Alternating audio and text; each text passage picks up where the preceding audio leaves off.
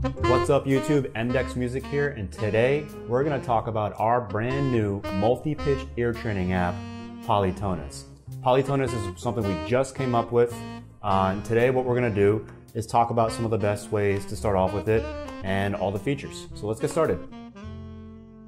Alright, so when we open Politonus for the first time, it's going to default to this setting here. We can change the settings down here in the setting button.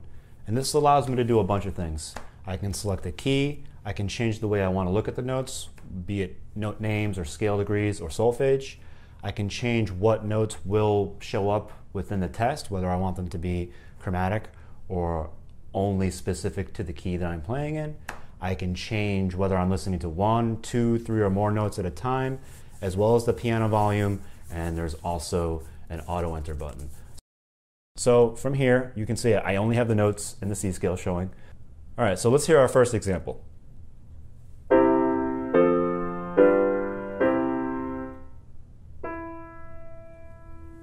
Let's go, I'm gonna try to hear the tonic and then relate the note I'm hearing now to that one chord or to the tonic. There we go, E. So basically like the first two notes of an arpeggio are kind of where I'm going with there. Let's look at the notes differently. Let's look at them as scale degrees. So now you'll see all the note names change to numbers. The 1, the 2, the 3, the 4, the 5. They all represent the same thing. Let's try another example.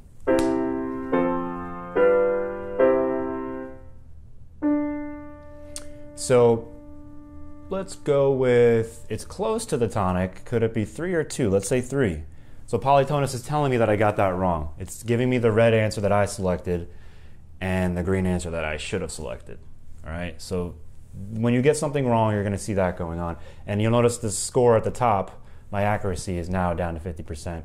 All right, my note streak is still the same as it was. It's going to keep track of the highest note streak that you have. The idea is to have both those circles turn green.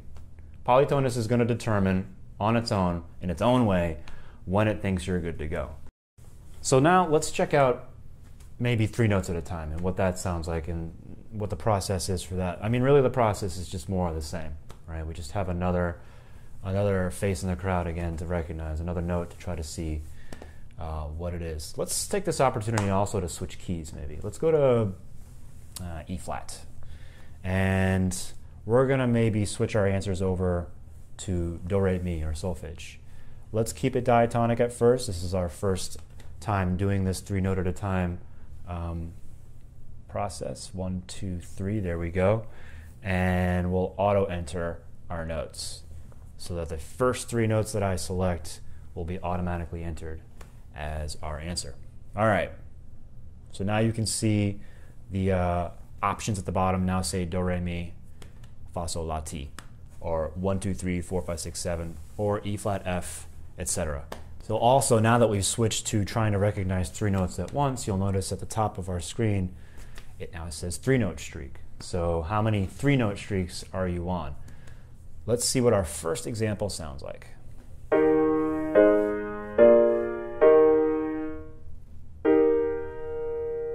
right, well that sounds exactly like the one chord that the cadence ended on. So let's go with that assumption and go do, mi, sol. 1, 3, 5. E flat, G, B flat. So let's do something probably completely crazy maybe at first and go back to our settings and say we'll bypass 4, 5, and 6 notes and go right to maybe 10. Now ideally you probably want to work your way up to this, but let me just show you how this might work. Let's go back to the key of C. Let's use, I don't know, note names again and keep our auto enter on. All right, so now what's gonna happen is we're gonna hear the cadence and then 10 notes at a time are gonna sound. And it's gonna sound like a complete mess. It's gonna sound like just a cacophony of noise maybe to you at first. But this is the idea, to try to maybe pick out, since we have so many notes being played at once, the notes that you can't hear, all right? So you're gonna hear a bunch of notes, and what you want to try to do is find the ones that are absent, and that will basically help you more or less deduce what your answer is going to be when you have this many notes going on at the same time. Again, to be able to do this, makes you more aware of what's going on around you, and it calibrates your ear to do stuff that it can't do currently, all right? So this is a really good option. It may not be easy to see the every day-to-day point of being able to do this, but trust me, this is something that you're going to want to be able to do, and it's something that Politonus is going to help you do. So let's hear our first example.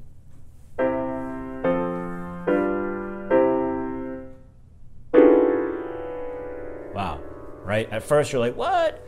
But I think we don't have the tonic there. I don't think we have C. And I know that because I really latch on to the one chord at the end of the cadence, and I really try to hold on to that and not let it go when I listen to the example. Now, you're not going to be able to listen to the example again, all right? You probably wouldn't be able to in a real-world setting anyways, so it's probably best that when you're listening to the cadence, don't let go of that one chord in your head or in your ear, all right? So by doing that, I don't hear anything familiar in there that relates back to the one. So I'm going to say C is one of the notes that's not there. I'm going to keep that in mind. Let's just listen to the that cluster chord again. And just like we had when we had two notes at a time, if you can, break apart each note one at a time in your head at first. All right, it's a good way to start at least. All right, so there also sounds like to me like the lack of a dominant 7 or a flat 7 in there too.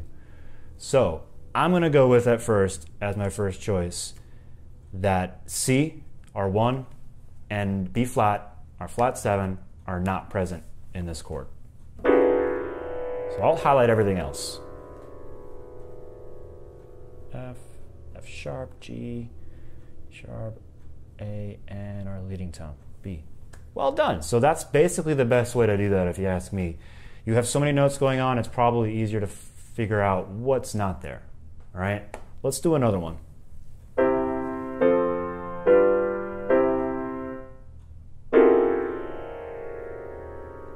So like before, have that one chord, have that point of reference in your head.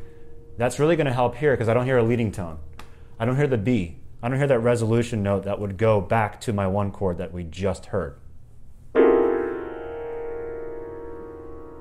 One more time. And also present is, or not present, sorry, is either the second or the third. I can't quite tell. So here's an example of where I might just probably guess. I'm going to say that it's the second that's not there. I'm going to say that D is missing. So I'll highlight everything but B and D and go with that as my answer. G, G sharp, A, and B flat. Oh, well, there we go, right? So there's another example of me sort of guessing or deducing and getting it right. Who knows though, maybe subconsciously I knew that and wasn't able to tap into it. But from now on moving forward, I'll be able to, with confidence, make that guess a more definitive answer, so to speak. All right, so like it's, again, we're just talking about calibrating your ear, making you more aware of what's going on around you, thus making you more flexible to do all kinds of things musically. Well, so there you have it. That's Politonus. I really recommend you get it. It's really fun. It's really addictive. If you have any comments or questions or suggestions, please feel free to post them. Politonus is available on the App Store for iPad and iPhone. Get yours today. Thank you.